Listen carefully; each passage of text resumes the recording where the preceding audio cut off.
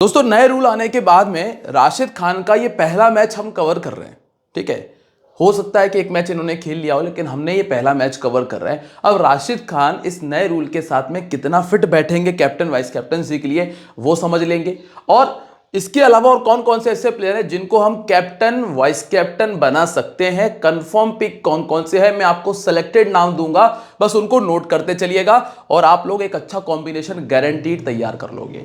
तो चलिए दोस्तों, सबसे पहले बात कर लेते हैं इस मैदान के बारे में जिस पर यह मैच होने वाला है। लेकिन अगर आप लोगों ने चैनल को सब्सक्राइब नहीं किया है तो चैनल को सब्सक्राइब करने के साथ में बेल आइकन पे प्रेस कर दीजिएगा, जिससे आने वाली वीडियोस के नोटिफिकेशन आपको मिल जाए। और जो हमारी फाइनल टीम है, जो टॉस के बाद अपडेट आता है, वो आपको मिलेगा टेलीग्राम पे, और टेलीग्राम का जो लिंक है वो मिलेगा डिस्क्रिप्शन में। तो वीडियो के नाम पर अभी क्लिक करो और नीचे आपको लिंक मिल जाएगा टेलीग्राम का, जिस पर क्लिक करके आप लोग हमारे साथ में जुड़ सकते हैं, जहां final pitch report, final team आपको मिल जाती है। अब चलिए जरा बात कर लेते हैं वेन्यू के बारे में। मैच होगा द वेंडर्स स्टेडियम जोहानिसबर्ग में। इस मैदान के ऊपर टोटल 56 मैचेस हो चुके हैं और इन 56 मैचेस में से पहले बैटिंग करने वाली टीम ने 30 मैचेस को विन किया है, सेकंड बैटिंग करने वाली टीम ने 26 मैचेस को विन किया है।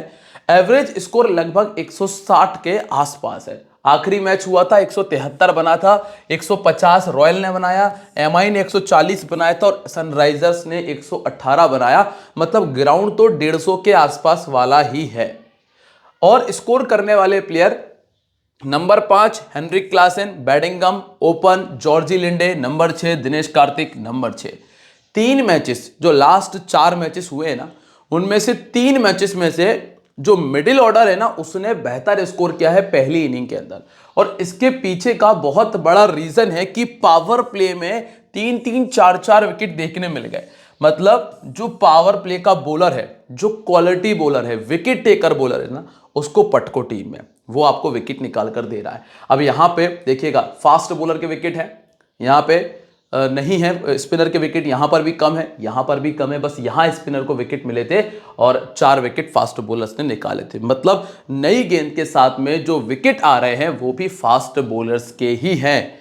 तो फास्ट बॉलर्स जो पावर प्ले में गेंदबाजी कर रहे हैं पहली इनिंग के अंदर, इंपॉर्टेंट पिक है। हैशटैग स्टार बना के उसको अलग से कर लो। सेकेंड इनिंग की बात करें तो यहां पे डी फेरारिया था बस, बाकी open Conway, open du Plessis, open du Plessis. Second inning के अंदर जो ओपनर्स है ना, उन्होंने बहुत अच्छा किया है। ओपनर्स की तरफ हम जा सकते हैं और यहां पे पावर प्ले में 3 विकेट आ गए थे, बाकी 1 विकेट यहां था, 3 विकेट हमने यहां पर देख लिए और यहां पर 0 विकेट्स थे। तो सेकेंड इनिंग के अंदर 2 पारियां ऐसी निकली हैं, जैसे ये जहां पे विकेट नहीं आए, और 2 पारियों में भरपूर विकेट हमें पावर प्ले के अंदर देखने मिले हैं। और यहां पर भी फास्ट बॉलर्स का डोमिनेशन था। स्पिनर्स को इस मैदान पर उतने ज्यादा विकेट मिले नहीं है, तो स्पिनर्स थोड़े से मुश्किलों में आ जाएंगे इस वाले मैच के अंदर। बाकी फाइनल पिच रिपोर्ट में देखेंगे हम कि पिच अगर टर्निंग हुआ, अगर क्रैक्स हमें देखने मिलते हैं, ग्रास अगर थोड़ा सा कम होता है, तो हम उम्मीद करेंगे कि स्पिनर्स भी विकेट निकालेंगे। लेकिन ये चीज़ें क्लियर होंगी टेलीग्राम पे टॉस के बाद में। अब दोनों टीमों का हेड टू हेड देख लेते हैं। सनराइजर्स ने 107 बनाया था पिछली बार एमआई के सामने, और दसन और रिकल्टन दोनों ने मैच खत्म कर दिया था। कॉर्बिन बोश को 4 विकेट मिल गए थे, 2 विकेट मिल गए थे रबाडा को। अब यहां पे एमआई ने 174 बनाया और सनराइजर्स वो भी चेस नहीं कर पाई थी। मतलब इस सीजन के जो 2 मैचेस है ना, वो दोनों जीते एमआई ने। डिवॉल्ट ब्रेविस ने 57 किया था और पेटुगियर ने 5 विकेट निकाले। बोल्ट के 2 विकेट थे, मार्को येंसन को विकेट मिले थे 2 और रिचर्ड क्लेसन को भी 2 विकेट मिल गए थे। और दोनों मैचेस में सनराइजर्स की टीम बिखर सी गई थी एमआई के सामने। अब अगर रिस्क लेना चाहते हो ना, तो एमआई के विरोध में टीम बना लो, और अगर रिस्क नहीं लेना चाहते हो तो एमआई के फेवर में टीम बना सकते हैं। और अब बात करते हैं एमआई की प्रोबेबल प्लेइंग 11 के बारे में। दोस्तों आपको चीजें क्लियर होती जाए ना, तो जो लाइक का बटन है उस पर क्लिक करके वीडियो को लाइक कर दीजिएगा और कमेंट करके मुझे बता देना कि वीडियो कैसा लग रहा है। अब और हाँ, पाकिस्तान और न्यूजीलैंड का वीडियो मैं ऑलरेडी दे चुका हूं, अगर आप लोगों ने नहीं देखा है तो देख लीजिएगा। यहां पे देखें, रेसिस वेंडरदसन, रियान रिकल्टन, रेजा हेनरिक्स, ब्रेविस, सदीकुल्ला अटल, जॉर्जी लिंडे तक भरपूर बैटिंग है। और ये पांचों बल्लेबाज बहुत अच्छे बल्लेबाज हैं, ये थोड़ा सा फोकस करिएगा। अब बॉलिंग की अगर बात करें तो ट्रेंट बोल्ट आते हैं पावर प्ले में 3 ओवर लेके, कगिसो रबाडा आते हैं पावर प्ले में 2 ओवर लेके, और डेथ ओवर में सभी गेंदबाजों के 1-1 ओवर का इस्तेमाल किया गया है। अब यहां पर सबसे पहले अगर हम बात करें रेसिस वेंडरदसन की, तो इन्होंने 12 पारियों में 450 रन बनाए हैं, जिसमें 2 बार 50 और 1 बार 100 से ऊपर का स्कोर है। तो ओवरऑल रिकॉर्ड जो है वो बढ़िया है। नंबर 2 पे है रिकल्टन, इनका रिकॉर्ड भी अच्छा है, 30 का बैटिंग एवरेज है। रिजा हेनरिक्स ने 19 पारियों में 34 के बैटिंग एवरेज को मेंटेन करते हुए 4 बड़े स्कोर बनाए हैं। तो ये जो तीनों प्लेयर्स हैं जो टॉप 3 पर बैटिंग करने आते हैं, इनका रिकॉर्ड बहुत अच्छा है।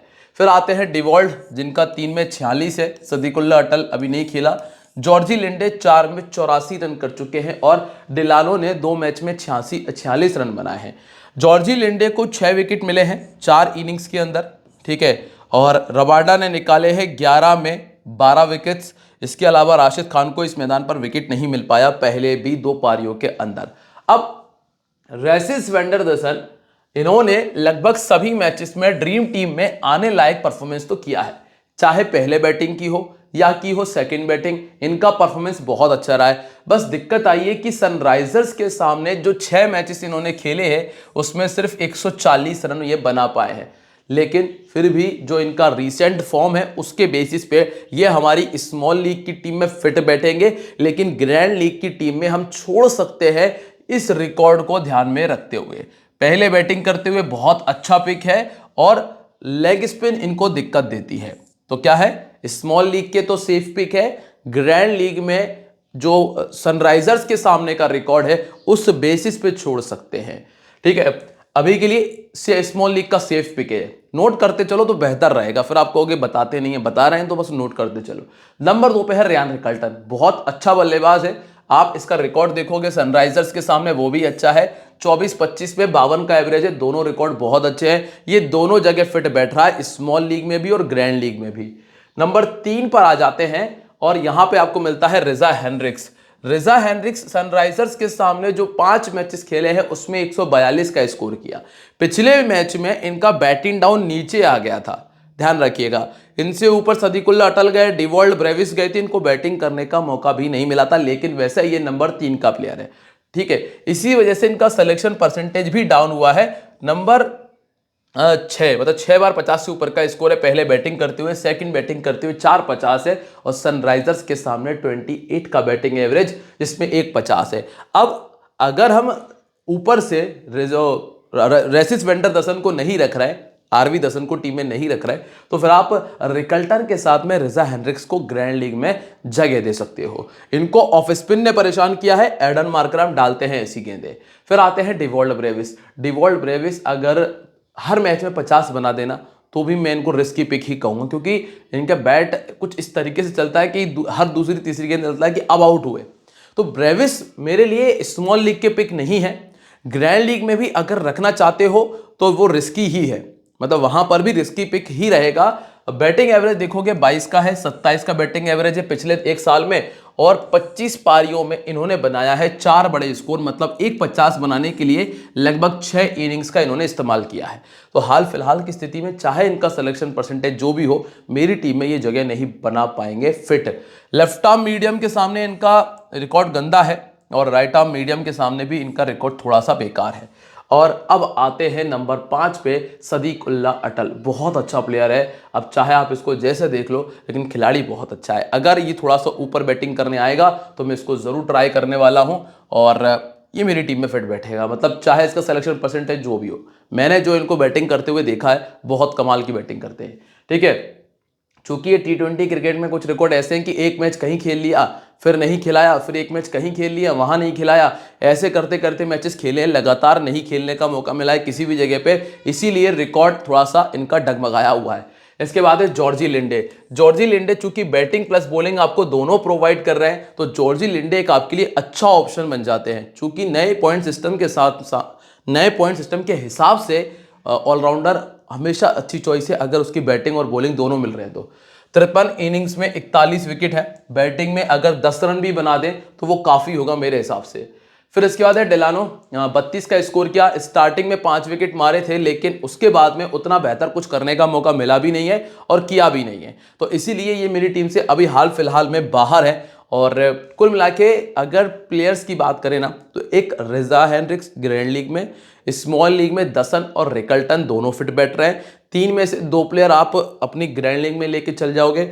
फिर यहाँ अगर मेरे साथ रिस्क लेना चाहते हो तो अटल पे आ जाना, अगर मेरे साथ नहीं लेना चाहते हो तो ब्रेविस रख सकते हो। जॉर्जी लिंडे कंफर्म पिक है, ठीक है। अब आते हैं कॉर्बिन बोश पे, जिन्होंने पिछले तीनों मैचेस में विकेट निकाले हैं और 22 पारियों में 21 विकेट निकाल चुके हैं। पहले गेंदबाजी करते हुए 12 विकेट है, सेकंड गेंदबाजी करते हुए 9 विकेट ये निकाल चुके हैं। फिर कगिसो रबाडा, यहां पर भी आपको 3 में से 2 ही सेलेक्ट करने पड़ेंगे। कगिसो रबाडा का रिकॉर्ड कहता है कि 29 में 28 विकेट है। पहले गेंदबाजी कराओगे तो 17 में 12 है, सेकंड कराओगे तो 12 में 16 है। और पिछले कुछ समय में इनको 2 विकेट से ज्यादा विकेट मिले नहीं है।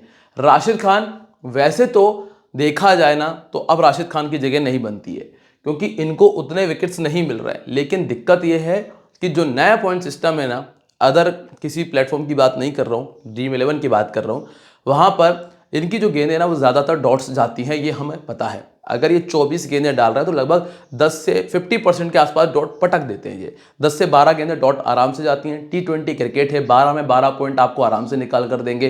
प्लस अगर इन्होंने विकेट निकाल दिया तो 40 के ऊपर, एक विकेट में 40 से ऊपर पहुंच जाएंगे ये। तो इसीलिए राशिद खान है ना, स्मॉल लीग में, ग्रैंड लीग में दोनों जगह फिट बैठते हैं एज अ प्लेयर। अगर 2 विकेट निकाल दिए फिर तो बहुत कमाल का पिक बन जाएंगे, कैप्टन वाइस कैप्टन में भी आ जाएंगे फिर तो। फिर यहाँ पे ट्रेंट बोल्ट, लगातार विकेट्स आ रहे हैं पिछले कुछ मैचेस में। 43 इनिंग में 50 विकेट है। पिछले मैच का पहला ओवर इनका बहुत गंदा गया था। आप ऐसा कर सकते हैं कि कॉर्बिन बॉश और कगिसो रबाडा दोनों को ट्राई कर सकते हैं, या फिर ट्रेंट बोल्ट और कगिसो रबाडा को एक साथ लेके चल सकते हैं। अब बात करेंगे सनराइजर्स ईस्टर्न कैप के बारे में। David Bedingham, Tony de Zorzi, Jordan Hermann, Aiden Markram, Tom Abell, Tristan Stubbs, Marco Jansen, Liam Dawson, Craig Overton, यहां तक इनके पास में बल्लेबाजी मौजूद है। नई गेंद से आपको गेंदबाजी मिलेगी मार्को येंसन से और क्रेग ओवर्टन से, ये दोनों आते हैं नई गेंद से। अब आपको क्या दिख रहा है कि नई बॉल से विकेट जा रहे हैं या नहीं जा रहे हैं? वैसे पहली इनिंग में तो विकेट गए हैं पावर प्ले के अंदर, लेकिन सेकंड इनिंग की बात करें तो उतने विकेट्स पावर प्ले में नहीं है। और पहली इनिंग में अगर एमआई की टीम बैटिंग कर रही तो उनके पास में एक स्ट्रॉन्ग टॉप ऑर्डर है, बहुत अच्छा टॉप ऑर्डर है, सारे इंटरनेशनल प्लेयर वहां पर मौजूद है। तो मैं इतना इजी वे में 3 विकेट नहीं देख रहा हूं पहली इनिंग के अंदर अगर एमआई बैटिंग करे। हाँ, 1 विकेट हो सकता है, 2 जाता है तो फिर वो मार्को एंसन के फेवर में मैं देके लेके चल रहा हूं, ठीक है, क्योंकि वो अच्छे बॉलर है। ऑर्टेनिल बार्टमैन और रिचर्ड ग्लेसन आपको डेथ में गेंदबाजी करते हुए दे रहे हैं। अब ग्राउंड रिकॉर्ड की अगर बात करें तो इस मैदान के ऊपर टोनी डी जॉर्जी ने 2 मैच खेले 48 बनाए, जॉर्डन हार्मन ने 4 मैच खेलकर 38 बनाया, टॉम एबेल ने 2 में 26, मार्कराम ने 4 में 63, स्टब्स ने 3 में 47 और येंसन ने 3 में 35 किया है। गेंदबाजी में येंसन को मिले हैं 3 विकेट और 4 विकेट मिले हैं येंसन को, 3 मार्कराम को मिले हैं, डॉसन को 1 और ऑर्टेनिल बार्टमैन को 2 विकेट पहले मिल चुके हैं। दोस्तों, अगर वीडियो को लाइक नहीं किया है ना तो लाइक कर देना, कमेंट करके बताना कि वीडियो कैसा लगा है, ठीक है। अब है यहाँ पे डेविड बेडिंगम, इन्होंने क्या किया है, 9, 27, 11, 45, 38, 37 का स्कोर रहा है। 50% का सिलेक्शन है। एमआई के सामने 2 मैच खेले हैं जिसमें 45 रन टोटल इन्होंने बनाए हैं और पिछले 1 से 1.5 साल में 23 का बैटिंग एवरेज और पहले बैटिंग करते हुए 250 है। अगर आप इनका टॉप ऑर्डर देखोगे तो उतार चढ़ाव वाला टॉप ऑर्डर आपको मिलेगा, मतलब भरोसे वाला टॉप ऑर्डर नहीं है। जो टॉप ऑर्डर में से आप जिसको लोगे ना वो आपके लक के हिसाब से काम होगा वहाँ, बस इतना ध्यान रखना। ऑर्थोडॉक्स गेंदबाजी और राइट आर्म फास्ट बॉलिंग इनको दिक्कत देती है। रबाडा है, लिंडे हैं, ये दोनों पावर प्ले में मिल जाएंगे। फिर है टोनी डी जॉर्जी, जिन्होंने पिछले मैच में फाइनली स्कोर किया और मैंने आपको बताया भी था कि ये खिलाड़ी बहुत अच्छा है और फाइनली पिछले मैच में 70+ का स्कोर भी कर दिया उसने। सेकंड बैटिंग करते हुए ये 50 आया है। ऑर्थोडॉक्स गेंदबाजी, ऑफ स्पिन और लेग स्पिन इनको परेशान करती है। फिर इसके बाद है जॉर्डन हार्मन। जॉर्डन हार्मन पिछले 1.5 से 2 सालों में 28 पारियां खेलकर 27 के बैटिंग एवरेज को मेंटेन करते हुए 4 बड़े स्कोर ये बना चुके हैं और जो एकमात्र शतक इनका आया है वो एमआई के सामने ही आया था। पहले बैटिंग करते हुए 250 हैं, यहाँ पर एक 100 इन्होंने बनाया है। हाल फिलहाल की स्थिति में इन तीन में से आप जिसको भी रखोगे ना, वो प्योर लक बेसिस होने वाला है, प्योर लक बेसिस होने वाला है, क्योंकि तीनों का रिकॉर्ड सेम है। तीनों खिलाड़ी भी लगभग जॉर्जी ज़्यादा अच्छे प्लेयर हैं जो मैंने उन्हें खेलते हुए देखा जितना, लेकिन फिर भी देखा जाए ना तो तीनों इक्वली काम कर रहे हैं अभी। अब यहाँ तो लक का ही फेवर मान के चलिएगा कि आपने जिसको लिया वो स्कोर करेगा, और एक ही खिलाड़ी मेरे हिसाब से आपके लिए काम कर रहे हैं यहाँ पे। फिर आते हैं नंबर 4 एडन मार्करम। लगातार गेंदबाजी कर रहे हैं और गेंदबाजी में इनको बेनिफिट भी मिल रहा है, और बल्लेबाजी भी ठीक ठाक है, 89% का सिलेक्शन है। राइट आर्म फास्ट बॉलिंग इनको थोड़ी परेशान कर रही है पिछले कुछ समय में, और चाइनामैन गेंदबाजी। कगिसो रबाडा इस तरह की गेंदबाजी करते हैं, पहले बैटिंग कराओगे तो 4 बार 50 से ऊपर का स्कोर ये कर चुके हैं। टॉम एबेल बैटिंग डाउन नीचे गया है और परफॉर्मेंस भी उतना कुछ खास रहा नहीं है, तो हाल फिलहाल में टॉम एबेल पर उतना ध्यान देने की जरूरत भी नहीं पड़ रही है। फिर इसके बाद है ट्रस्टिन स्टब्स। पहले बैटिंग कर रहे हैं तो रखना ठीक रहेगा, क्योंकि सेकंड बैटिंग में उतना चांस नहीं है। यही चीज़ हमने पिछले मैच में भी की थी। काफ़ी सारे जो हमारे ओपोनेंट थे वो ट्रस्टिन स्टब्स को लेकर आए थे, और हमने ले लिया था सामने वाली टीम से रोबिन हार्मन को। रोबिन हार्मन ने बनाए 70 रन, ट्रस्टिन स्टब्स की बैटिंग ही नहीं आई। तो यही चीज़ का ध्यान रखना कि सेकंड इनिंग में इतना नीचे जाना बेवकूफ़ी हो सकती है। आप 10 में से 2 मैच हार जाओगे, लेकिन 8 मैचेस में संभवतः यही होगा कि इनको बैटिंग करने का उतना मौका ही नहीं मिलेगा। फिर इसके बाद नंबर 7 पर आपको मिलते हैं मार्को येंसन। कंफर्म है, कैप्टन की चॉइस है। यहाँ पे मैं रिकॉर्ड भी नहीं देख रहा हूँ क्योंकि खिलाड़ी अच्छा है।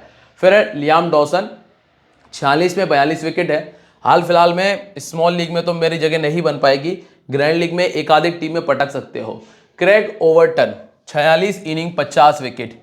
पहली इनिंग में जो गेंदबाजी करते हैं तो चांसेस अच्छे होंगे कि विकेट मिल जाएंगे। और एक और चीज़ है कि सामने वाली टीम का टॉप ऑर्डर अच्छा है और ये पावर प्ले में गेंदबाजी कर रहे हैं, इसीलिए मैं यहाँ पे इन पर उतना रिस्क नहीं ले रहा हूँ। अगर इन पर रिस्क लेता हूँ तो फिर मुझे सामने वाली टीम का टॉप ऑर्डर छोड़ना पड़ेगा पूरा। फिर इसके बाद ओटनेल बाटमैन, लगभग 1 विकेट आपको देंगे। 26 इनिंग में 45 विकेट है और एमआई के सामने तो अच्छा रिकॉर्ड है। और रिचर्ड ग्लेसन 41 इनिंग 49 विकेट इनके खाते में दर्ज है। अब अगर मैं कैप्टन वाइस कैप्टनसी की तरफ देखूं तो यहां पर आपको मिलेगा कि मार्को येंसन, एडन मार्करम और रियान रिकल्टन एक बहुत ज़बरदस्त ऑप्शन है कैप्टन वाइस कैप्टनसी के लिए। रिस्क लेना चाहते हो तो दोनों अफगानी सदीकुल्लाह अटल और राशिद खान की तरफ देख लीजिएगा। अब सबसे पहले जितने भी लोग हैं ना जिन्होंने ऑनेस्ट 11 एप्लीकेशन को साइन अप नहीं किया है, सबसे लेस कंपटीशन के लिए अगर आप खेलना चाहते हो तो अभी जाके ऑनेस्ट 11 एप्लीकेशन को साइन अप मार लो। लिंक आपको मैंने डिस्क्रिप्शन में दिया है और जाके साइन अप कर लेना। टीम कॉम्बिनेशन में कौन कौन है? रिकल्टन, स्टब्स, दसन, बेडिंगम, अटल, Linde, Markram, Jansen, Baartman, Trent Boult और राशिद खान टीम है। कोई भी अगर बदलाव होगा टेलीग्राम पे बता दूंगा, लिंक डिस्क्रिप्शन में मौजूद है।